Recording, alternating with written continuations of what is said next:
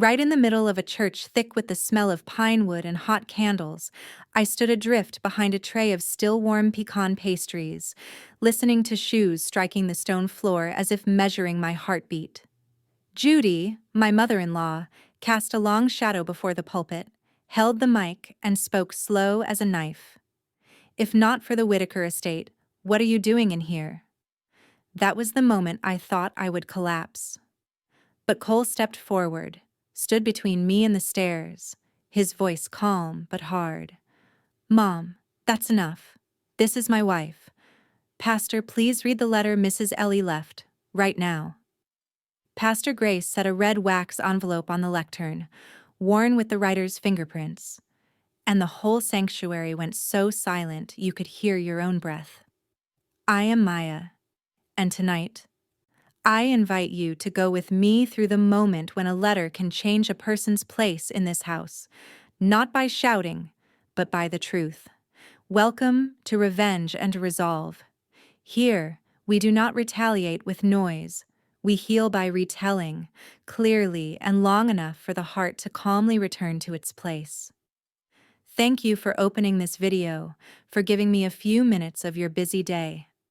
If this story touches a scratch in you, the feeling of being accused, being pushed out of family life, stay to the end, because Mrs. Ellie's letter in this story will say for us what I have never dared to put into words. Hit like, so the algorithm doesn't drown out this small voice. Subscribe to journey with me through the next episodes, and comment letter if you're ready to hear the truth unsealed with me. But to get to that moment, let's step back a few days. Morning at the lakeside house. The mist was still thin, like a layer of tulle draped over the water, and Cole stood by the stove roasting the first batch of coffee of the day. The scent of the blooming beans blended with the warm pine, mixed with the sweetness of the pecan pie I had just reheated, and a bit of lemon in the pitcher of sweet tea set out for Grandma Ellie, a small habit she always smiled at and praised as just how Grandma likes it. I opened the medication log, flipped through pages covered with colorful stickers. Time to take. Dosage. The lines I wrote in blue ink so my own hands wouldn't shake on sleepless nights. Flashback like a thin streak of light.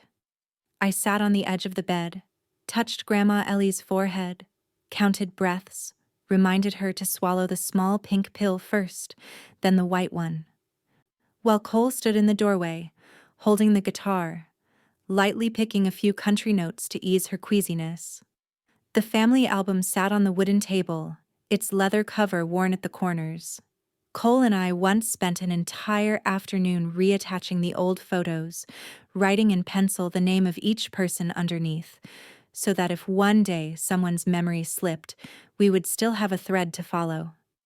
Judy walked into the kitchen with a perfume scent sharp as a blade, looked around, and then lifted the glass from the spot I had placed it. "This is proper etiquette." I hadn't even had time to answer when Cole turned back, his voice low but firm. "Mom, the rule in my house, respect Maya. I'm serious." The air in the kitchen stalled for a beat, like a guitar string just tightened. I saw Judy's eyes flash and then dim. She set the glass down, said something about the flower delivery schedule this afternoon, and I quietly poured more water into the pitcher, reminding myself to breathe deeply. In this house, I learned to listen to the very small collisions, the spoon touching the side of the cup when Grandma Ellie finished her pills, the window creaking whenever the lake wind slid through, the click of record from Cole in the little upstairs studio. On peaceful days, we had a ritual. After lunch, Cole powered up, put on his headphones. I sat across from him on the hand-woven rug, waited for his nod cue, and then laid a thin harmony beneath his voice. Just enough to lift the singing, not to overpower it. Some days Grandma Ellie was more lucid. She would say, "You two, sing the song from when your grandpa proposed." We laughed, sang, and I saw her lips curve, like sunlight rippling the lake. In the afternoon, I set our wedding photo next to a photo of Grandma Ellie when she was young, the one of her in a white dress standing on the porch of the old wooden house. I said softly, "Grandma, I am here not to take anything, but to give this house back its gentle breath." Every evening I brewed orange blossom tea for her, checked the humidifier, texted the night nurse if anything changed, and Cole went out to the porch and draped a scarf over me because I always forgot. I do not deny there were days I was worn. Judy's thorn-like remarks, the covert measuring glances, the afternoons when relatives came over and I became invisible amid talk of lineage and what should be done. But even in that fatigue, one thing did not change. Cole's hand resting lightly at the small of my back as I crossed the living room, the nod like a promise. In this place, people can invoke the word family tradition forever. I believe only in one word: care. Care for each pill, each bowl of porridge, each photograph wiped free of dust. Care for the fragile boundaries between self-respect and silence. And perhaps because of that, this morning as Judy's shadow faded at the threshold, I heard Cole speak softly, like a spell to soothe. "Maya hasn't taken anything from my family. She gives time, her hands, gentleness for Grandma." I laid my hand on the medication log page, marked a green tick, and felt that somewhere very deep in my chest had just been given back its quiet. The first message popped up in the afternoon while I was making tea for her. The Ladies of Grace group chat buzzing with prayer and rose icons, then a line of text cold as a knife tip. "Heard the girl Maya is a gold digger." I looked at their profile pictures, old wedding wreaths, lakeside picnics, and felt as if someone had set a stone on my chest. Not long after, the draft of the eulogy was sent attached as a Word file. Grandma Ellie's name typed in bold, the list of relatives flowing on like a long river, and I was left behind on the sandy bank. I read it over and over, thinking they must have made a mistake. But as the sun slanted across the table, the shadow of the letters still didn't include me. Come evening, the planning gathering for the memorial in their big dining room. The seating chart printed on thick paper. Tall white flowers. My name shoved down to the end of the table, next to the kitchen door where the smell of burned butter and the clatter of dishes miss no story.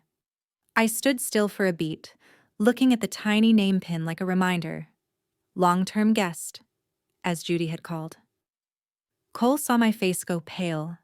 He didn't say much, just bent to pick up the card, unpinned it, then walked calmly down the row of chairs and set it right next to his name. "Sit here," he said softly, pulling out the chair for me as if pulling back a measure of fairness. Before anyone could object, his phone buzzed. Again that group chat. One person joking, another whispering. Cole looked up, his hand still resting lightly at the small of my back like a streak of light holding balance. Then he typed a few words and hit send. "Maya is the one who cared for Grandma the most. Please stop the smearing." The whole table froze as when music stopped suddenly. I heard a spoon touch the rim of a glass with a faint ring, then go silent. Judy looked at her son, her brows furrowed, her polite smile closing like a door. "You're making a big deal out of this," she said. Cole only answered, "I'm setting a boundary." That night at home, he called Pastor Grace. The pastor's voice over the phone was warm like pine wood, and after hearing Cole's question, it deepened. "Yes, Grandma Ellie left a red wax-sealed envelope for the church, instructing it to be opened only when the family is present. The safe is still locked. Sunday morning after service, you two come by." Cole thanked him, adding quietly, "Please keep this confidential. I haven't told my mother." I watched him carefully write down the time in his notebook, as if each stroke of ink were an anchor against drift. Before turning off the light, he turned to me and spoke in a tone I had never heard him use with his mother. If she keeps insulting you, we leave the event. I'm saying it now. The word enough on the text screen that afternoon turned out not to be just words. It had shape, it had weight, it had a shoulder for me to lean on. The next day, the red flags didn't stop because of that. A few more insinuations about properly in the kitchen, another frown when I placed our wedding photo next to Grandma Ellie's. But there was a difference as thin as a breeze. I was no longer standing alone. When the parish newsletter went out, my name still wasn't in the thank you section for caregivers. Cole sent back a brief email, attaching a photo of me and Grandma Ellie with cups of orange blossom tea. Please update, because the truth also needs a seat. He wasn't combative, just straightforward, not waging war, just resetting the chairs. And each time Judy invoked family tradition, I felt my heart tighten less, as if someone had cracked a window for the lake wind to pour in. At the rehearsal evening, when everyone raised their glasses, I caught the eyes of a few women from the group chat, not as sharp as at noon, but evasive. I knew the rumor hadn't died, but I also knew another current was beginning to flow, the current of things that are written, signed, and sealed. Cole put away his phone, took my hand under the table, and whispered, "Tomorrow, we go to the church. I want to hear Pastor read your name out loud." I nodded, feeling my throat warm. For the first time, I saw Cole stand upright between two banks, love and fairness. For the first time, I heard him use the word enough with his mother. Not to hurt her, but to keep us from being worn down. And in that moment, all the whispers outside suddenly shrank, like distant rain on the lake. There, but no longer sinking the boat. The storage room door behind the church opened, the smell of old wood and candle wax wafting like memory. Pastor Grace showed me the first key. The deacon took the second from a wine-colored velvet pouch. The two looked at each other, nodded very slightly, then turned the locks at the same time. The click sounded strangely calm. Cole had invited Alicia, the lawyer we trust, to stand beside us, a small notebook in her hand to record the time, the handoff parties, the condition of the envelope. "Consider this the path of the truth," Alicia said, her letters round, adding a line with each step. What time the safe was opened, who witnessed, the red wax seal intact. I stood next to Cole, listening to his steady breathing like the ticking of a wall clock, feeling myself suddenly lighter after a week of holding it in. Inside the safe lay an envelope bearing Ellie's EW wax seal, next to a bundle of papers tied with brown string, the hospice shift log. Jonah, the curly-haired nurse who liked to joke that I make tea better than the machine, had signed his name, clearly noting Maya on duty 507 nights, 22 hounds or 6 ikurzasau, with even a few shaky lines in her hand. 2 a.m., Maya read the Psalms, slept peacefully. I touched the edge of the paper, silently thanking the one who wrote, because those very long nights did not vanish into the dark after all. They left words, left ink. Alicia asked permission to photograph each page, number them, place them in a clear file sleeve, then label them with dates. No one had to argue in loud voices because each line had already spoken for us. The pastor opened the next compartment and pulled out a printout of an email Ellie had sent to the church.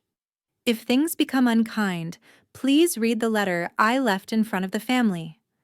The word unkind had been underlined by her in blue pen, circled once, like a gentle yet resolute handclasp. I felt my throat warm. In another folder, Cole set down the bylaws pages of his family's fund. One clause heavily marked with highlighter. Donor's intent supersedes chair discretion. The donor's intention stands above the discretion of any person. Cole had printed 3 copies in advance and turned each page for the pastor and deacon to see. Unhurried, unchallenging. simply so that everyone could see as plainly as noonlight through the stained glass. We did not open the letter yet. The pastor said it would be read at the right moment, in front of everyone. But Alicia proposed sealing the envelope again inside a preservation pouch with a numbered seal, bearing the signatures of all four of us. "So no one has to rely on memory," she said. I looked up at the stained glass of the vine, thought of all the times I peeled fruit for Ellie, thought of her steady breathing when I read the words, "The Lord is my shepherd."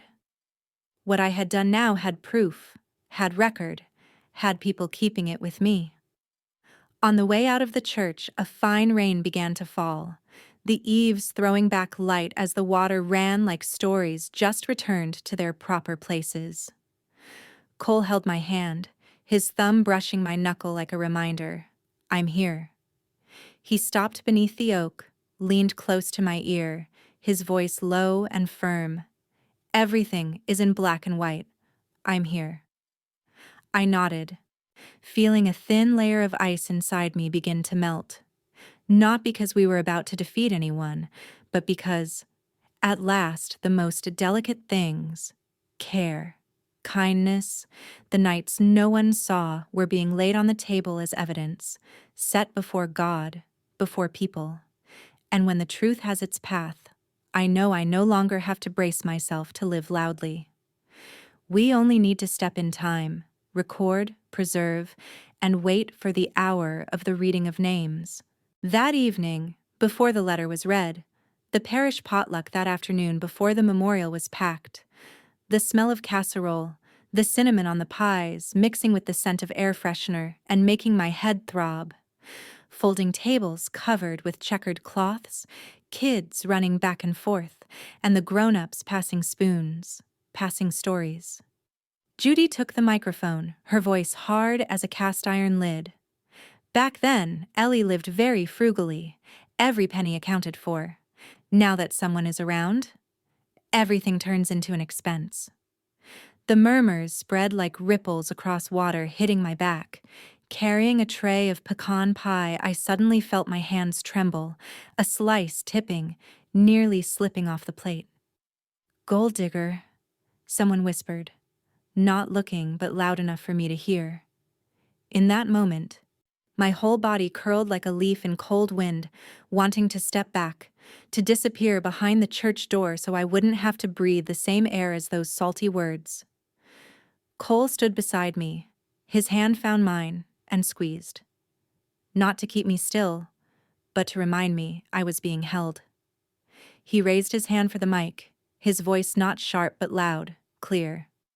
"If anyone still wants to call my wife a gold digger, say it now before the pastor and before God, or be quiet." The whole room froze, the faint clink of dishes seeming to stop breathing. I heard my heart pounding in my throat, saw a few eyes look to Judy, then to me, then down to their shoes. The air thickened like undiluted syrup. I knew if I stayed one more minute I would burst into tears, and tears in front of a crowd are often misunderstood. I set the tray down, murmured a soft, "Excuse me?" pushed the door to the backyard, hurried across the damp grass, and followed the little path to Shelby Park.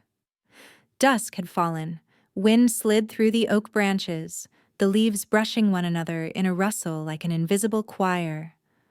I sat on a wooden bench, laced my hands together, and took a deep breath. The labels they stuck on me, "Unworthy," "Here for the money," were heavy stones tied to my ankles. But there was still a rope from the far shore. The nights I read the Psalms to Ellie, the times I checked her blood sugar, brewed tea, massaged her thin hands, the smiles she gave when I sang harmony beneath Cole's guitar. Those things weren't just stories.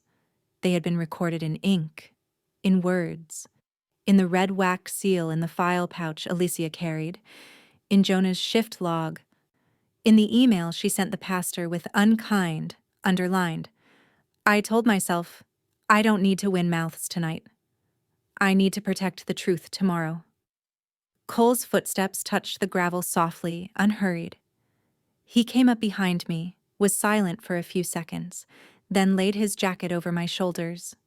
The smell of morning coffee lingered, the scent of pine from the lake house like a thin blanket. "You're not alone," he said, his voice low and steady like when he touches the strings. "Tomorrow, read the letter." Those 2 words, "read the letter," went into my ears like a new breath. Not a counterstrike, but a bridge. I nodded, feeling as if a warm glass of water had been poured into my chest. Here, in the cold wind of the park, I saw more clearly one thing. The greatest break isn't them calling me ugly names, but when I start believing them. Cole pulled me to my feet, his hand still not letting go. We walked back toward the hall, where the clatter of forks and spoons had grown small, where a few eyes were beginning to look unsettled by their own silence. I don't know how loud tomorrow will be, but I know we will walk into it with the red sealed envelope, with pages bearing signatures, with a simple purpose: to restore the right name to the love that once happened in this house. And if tonight is the collapse of honor before rumor, then tomorrow morning will be when we replace rumor with the recording, the hiss of whispers with the pastor's slow reading, the solitary back with 2 hands entwined, walking straight into the light. The next morning, we returned to the church while dew still clung to the stone steps. Pastor Grace and the deacon opened the storage room behind the altar. Alicia came along with a small camera mounted on her shirt. Not for show, but so every step of opening the safe would have a time-stamped trail. The 2 keys were placed in the palms of the pastor and the deacon, the small sound of metal touching making my heart tighten. They counted together, turned the locks, and the safe door clicked open. Inside was a red wax envelope stamped with the Whitaker family seal. The pastor set the envelope on a white cloth. Alicia raised the camera, read aloud the date, time, and who was present, then used her phone to take an extra photo for the file. No one spoke about Judy. No one mentioned last night's words. We simply did each step correctly. Like lifting a patient from the bed, slowly and with witnesses. Alicia brought the envelope closer to the warm light, tilting it to see the watermark on Whitaker's stationery, the faint pattern appearing like a streak of moon. She touched the edge of the wax lightly and nodded to the pastor. Intact. The deacon took a ledger and wrote a brief line. Date, time, condition of the seal. Cole stood close to me, his hand resting on the back of the chair, not hurried, only his eyes always reassuring. Everything will be heard in its own voice. When the envelope was opened, a whiff of old paper drifted out. The letter inside was Ellie's familiar hand. Soft, looping strokes, occasionally breaking the sentence with big round periods like musical notes. The lower corner bore a handwritten signature and a date stamp. The pastor read softly, only to confirm that it was indeed her words, not yet the moment to announce them.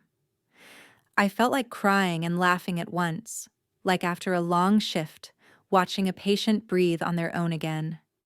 That afternoon, Cole returned to the church with a crate of equipment, a folding screen, a portable speaker, cables coiled neatly in a canvas bag. He asked to use the large sanctuary, where light streamed through the stained glass in red and blue bands.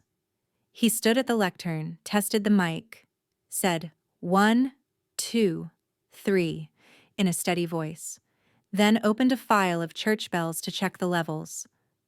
I sat in the second pew watching him set the tripod, frame the shot so that wherever people sat they would see clearly. I'm not building a stage to fight. Cole looked down and smiled. I'm building one so the truth can carry itself. I nodded, feeling my chest open like a door after rain. That evening, Jonah, the hospice nurse, stopped by the church in scrubs that still smelled faintly of gauze. He set a thin stack of papers on Alicia's desk, a sworn statement about the nights I sat with Ellie. She read the Psalms at 2 a.m, Jonah said quietly. Ellie would hold her hand and say, This girl makes me remember I'm family, not a patient.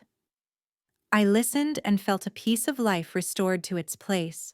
Alicia read each line carefully, asked for a few more time markers, then had the pastor sign to acknowledge receipt. Each signature went onto the page like sure footsteps on a wooden bridge. Every time the pen lifted and set down was an even breath. When everything was finished, Cole suggested a dress rehearsal. Dim some lights. Turn on the screen.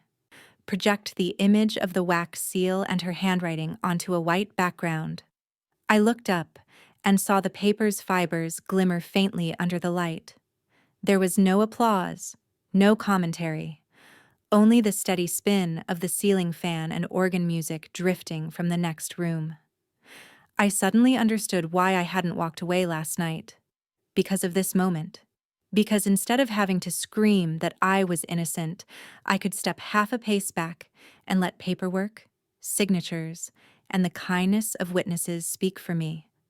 Leaving the church, dusk had fallen. Cole took my hand on the stone steps. "Tomorrow," he said, "we just sit down and listen to her." I breathed in deeply, the scent of pine needles and old paper lingering in my coat.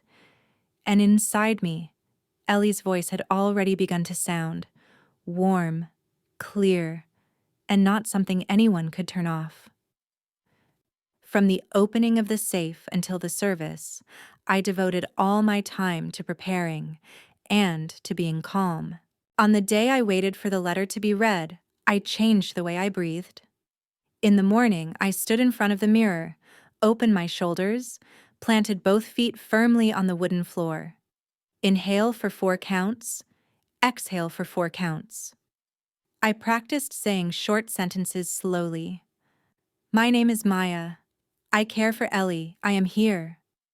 Repeat 10 times until my voice no longer trembled on the last word. At the dining table, I opened my laptop. I wrote an outline for a small fund for caregivers. 3 sections. Why the fund is needed. Who qualifies. How to substantiate with on-call records. I gave it a working name. A Warm Night Fund. Each line was one stroke of the hand with which I used to rub warm oil for Ellie. I don't wait for someone to recognize me before doing the right thing. I start right away, so that when the letter is read, the work has already begun. Cole made coffee. He set a cup in front of me, asked softly, "What do you want me to do today?" I handed over a list. Review the timeline for opening the safe. Print the fund bylaws with the line, "Donor's intent comes first." Test the mic in the sanctuary. Photograph Jonah's records. He nodded. No argument. I like his quiet. Few words. Much doing. At noon, we laced up our shoes and ran along the Cumberland River. We didn't talk much. We just listened to our footsteps and the water. At the curve under the willow canopy, I said, "If tomorrow they call me here for money again, I want to speak first." Cole replied, "I'll stand close so you can hear yourself more clearly." The answer was short, but I felt my chest lighten. Back home, I went through the binder once more. Blue tab, the safe opening timeline, the pastor and deacon signatures, the seal number. Yellow tab, a copy of Ellie's letter, the Whitaker stationary watermark. Red tab, Jonah's statement, shift hours, description of care. Purple tab, the fund bylaws, the clause prioritizing intent. I numbered each page with a fine pencil in the upper right corner, so that wherever someone opened it, they would know where they were within the truth. In the afternoon, I called the IRS to confirm my tax file is clean, noted the call reference number in my notebook. I emailed the pastor, "Tomorrow, if the atmosphere turns unkind, please allow the letter to be read right after the memorial." The pastor replied within 5 minutes, "Agreed. We honor the dead by honoring the living." I took a screenshot and tucked it into the binder. At night, we sat in the car in front of the church. The windshield fogged with our breath. Cole and I said a short prayer. Thanks that the envelope reached the right hands. A request for calm for tomorrow. I called Tessa, my friend in radio. I told her briefly, only the parts with paperwork. I asked that if she covered it, she stick to the evidence, not pick a side. Tessa said, I understand. I will honor Ellie and the person who cared for her. Back home, I chose a simple, muted dress, not to look pretty, to stand steady. I wrote 3 sentences I would say if invited to speak, on a small card. Thank you for calling me by the right name. I will use the scholarship's name to support many other hands. Today, we place love where there is documentation. I clipped the card to the front cover of the binder, right next to a pressed sprig that Ellie once praised as beautiful as God's word. As night fell, I set my alarm 10 minutes early, so tomorrow I wouldn't have to rush. Before sleeping, I stood in the kitchen and poured a warm glass of water. Looking at the quiet house, I reminded myself, I am not preparing to beat anyone. I am preparing for the truth to stand on its own. When I turned off the light, Cole pulled the blanket up to my shoulders and whispered, Tomorrow, I'm here. I answered very softly, I'm here too. And in the dark, I could hear my heartbeat return to an even pace, like a clock just wound. Stained glass spilled gentle shards of sunlight onto the wooden floor, pooling over my shoes like streaks of river water in the early morning. The whispers before the memorial quieted as Pastor Grace stepped up to the pulpit, her hand resting lightly on the red waxed envelope. Judy stood close to the front row, fingers clutching a black handkerchief, her voice sharp as a pair of shears. I haven't finished speaking. Cole looked at me for a second as if asking permission, then turned to the pastor. Pastor, please let me have Grandma Ellie's letter read right now.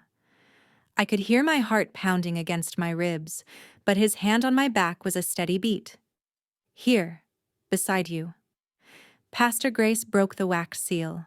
The small snap made the whole church seem to hold its breath. The thick paper, smelling of old ink, was unfolded. The pastor's voice was low and warm. Ellie writes, If you are hearing this letter, it means I have gone home to the Lord. I am sorry for the prejudices I once had. I have seen Maya care for me through the long nights, checking blood sugar, reading the Psalms, cooking a warm bowl of soup. Not everyone who bears the Whitaker name is family. Family is the one who lifts you when you are at your weakest. I bowed my head, scraps of images rushing back, the rasp of the ventilator softening when I touched her hand, the scent of cinnamon in the kitchen, her exhausted blink still trying to smile at me. The pastor read on, each word clear. I ask that the church scholarship be renamed the Maya Rivera Caregiver Scholarship, a scholarship for caregivers. I do not permit anyone to use my name to smear Maya or to invent stories about the girl's heart. I appoint the pastor and attorney ELLIE'S to supervise it, so that my intent is carried out. From the left pews, I heard an elderly woman exhale and murmur, That's right. She sits here every night. Others nodded slightly, as if suddenly remembering they had seen me change towels, rub her hands with warm oil, tidy dishes after prayer. Judy sprang up, her voice high with anger. Not valid. The fund is by me. Cole turned to face his mother, speaking so slowly that each word seemed to plant its feet on the stone floor. Mom, Grandma has spoken. I choose to obey her. Alicia, in a modest, dark dress, took one step forward, raised a clipped packet, and said very calmly, Here are the fund regulations with Ellie's signature. The donor's intent section supersedes any other decision, and here is the church log for the sealed envelope, the time of receipt, the 2 keys of the pastor and deacon. The deacon nodded in confirmation, pointing to the handwritten dateline. No word was sharper than that nod, simple but heavy as a door just slid into its latch. I looked up and saw the faces around me change. The churchwomen stopped glancing at one another. A young man drew his son gently into his arms, as if wanting him to know that today was a day when adults relearned how to apologize. The pastor folded the letter and set it on the pulpit, her eyes kind. Ellie asked us not to use harsh words with one another. Today, we honor the dead by honoring the living. She turned to me. Maya, would you like to say something? I felt my throat dry as if I had just climbed a long hill. But when I spoke, my voice didn't shake. Thank you, Grandma. Thank you for seeing me, not as a shadow by the chair, but as someone in the family. I paused, swallowed the salt on my tongue, then exhaled. I promise to use that scholarship name to support many other hands. In that moment, Cole's hand rested on my shoulder, unhidden, unafraid of anyone's judgment. I heard a camera clicking somewhere behind me, but instead of panicking, I felt at peace. Not because I was being recorded, because at last, what needed to be recorded had been read. Judy stood frozen, her hand white from gripping the handkerchief too tightly. She started to say something more, but looking around, she found only eyes no longer willing to be an audience to cruelty. Cole leaned slightly, his voice low, yet audible to all. Mom, I'll bring you a copy of the letter to read in full, but today, please let Grandma's wishes go first. The pastor gently signaled the choir to lift a short hymn. Voices blended with the instrument, as if rinsing clean the lingering grit in the air. I watched the stained glass colors spill onto the lectern and saw among the reds and blues a thin, warm, long streak. Like a thread someone had just used to stitch back together the fabric of a family about to tear. When the service ended, people came one by one to touch my arm lightly. You're here every night. Ellie often mentioned you. I have an elderly mother. I understand. The simple sentences fell like last night's rain, not loud, just steadily softening the ground. Alesia collated the papers, gave the pastor and deacon each a copy, then turned to me. The speaking is done. Tomorrow we do the work. I nodded. Cole squeezed my hand and smiled in the very way that made me love him from the beginning. Not showy, just a small promise. From now on, whenever storms come, he will stand in front. And when I am tired, he will stand behind. And I knew that right here in this church, before a community that once doubted me, a new chapter had been opened with the ink of courage and the signature of the one who had passed. The Davidson County Fund meeting room that morning carried the smell of old wood and new paper, benches arranged in 2 rows facing each other like 2 riverbanks. I sat next to Cole, his hand on my knee, warm and steady. Pastor Grace and attorney Alicia had arrived early, the bundle of files neatly ribboned. The top cover was Ellie's letter. When the clerk read the opening, I heard the pen click as it recorded the minutes, and saw a few familiar faces from the church nod slightly. No one argued, no one slammed the table. There were only her words, clear as a bell, read aloud in the room. The donor's intent must be respected, and my name, Maya, must go with the scholarship for those who have kept vigil at a bedside, as I kept vigil for her. Judy sat at the edge of the table, her eyes still bright with wounded pride. But each time Alicia pointed to the page bearing Ellie's hand mark, or the pastor confirmed the date the envelope was placed in the safe, the murmurs in the back sank lower. The interim chair of the fund board asked succinctly, "We'll vote according to the bylaws." Paper ballots passed from hand to hand, folded, dropped into a tin box. I heard the small clink and suddenly felt my chest lighten. The results were read. A majority agreed to accept the letter as the founder's official instruction, and at the same time removed Judy from the chair for acting against that intent. She didn't look at me, only clenched the strap of her bag, her lips pressed into a thin line. I was not jubilant, nor triumphant. I simply exhaled, long and quiet, like a door long stuck just oiled. Next, the new nameplate of the fund was announced: Maya Rivera Caregiver Scholarship.